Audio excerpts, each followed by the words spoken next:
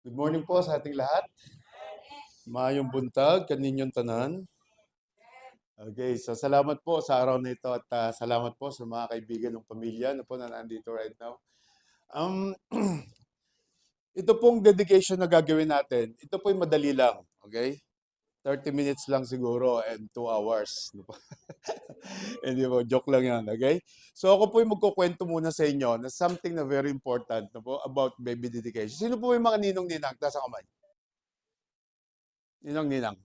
Ayan, okay, yan. Salamat po, salamat.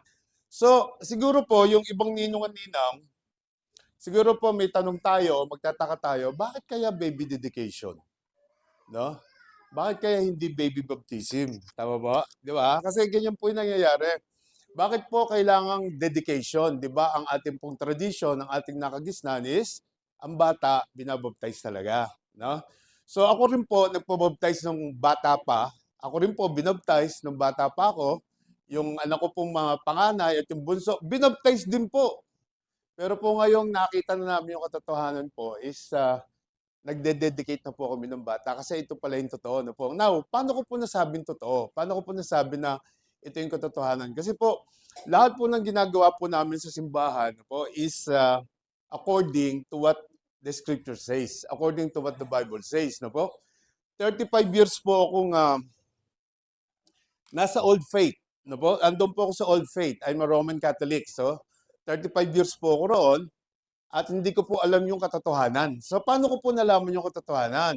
Ang katotohanan po kasi, nakasulat lahat sa scriptures po sa Bible. No po? So, dito po sa church, sa amin po simbahan, sa Life Harvest Restoration Church, we honor po yung salita ng Diyos. Kaya yun po yung ginagawa namin sa church. No po? So, nung ako po'y pumasok sa simbahan, kukwento ko po muna sa inyo, nung 2002, kaya po ako pumasok sa church kasi po sinesharan ako about doon sa bunso namin. Nabuntis si Pastor Grace dati, buntis pa. Of course, kami po yung mga unbeliever pa noon, hindi pa kami talaga hindi pa namin alam no po, yung katotohanan. So, nung kami po na-invite, kinukwentuhan na kami about doon sa tinatawag na dedication. Ang sabi po nung Christian na tumira sa bahay, ang sabi po, Bob, kapag yung ano mo, yung baby mo lumabas, wag na wag mong ipabaptize. So, syempre, nagtaka ako. Sabi ko, bakit? Bakit hindi ibabaptize? Kasi hindi naman biblical yan. Nung sinabi po sa akin yun, ito yung sabi ko. Sabi ko, Brad, tigil-tigilan mo ako dyan. Sabi ko, wag mo ako isama dyan sa kalokohan nyo, itigil mo ako. Kasi ito yung tradisyon namin nakagisnan, ito yung gagawin ko. Ang anak ko, ibabaptize ko kasi ito yung ginagawa namin. Tama? Nakuha niyo po ako?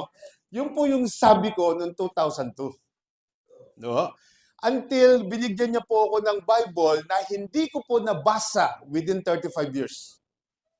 Nagsisimba lang po ako, pero po yung Biblia na napaka-importante pala, hindi ko po nabasa. So, nung ibinigay po sa akin yung Bible, binigyan po ako at nagsimula akong basahin, binigyan niya ako ng notes doon na makikita niyo rito mamaya. Ano po, isi-share ko sa inyo mamaya. Sabi niya, tingnan mo, yan yung nakasulat sa Biblia. Ngayon, kung hindi ka nagbabasa ng Biblia, tingnan mo muna mabuti kung tama ba yung ginagawa natin. So ngayon,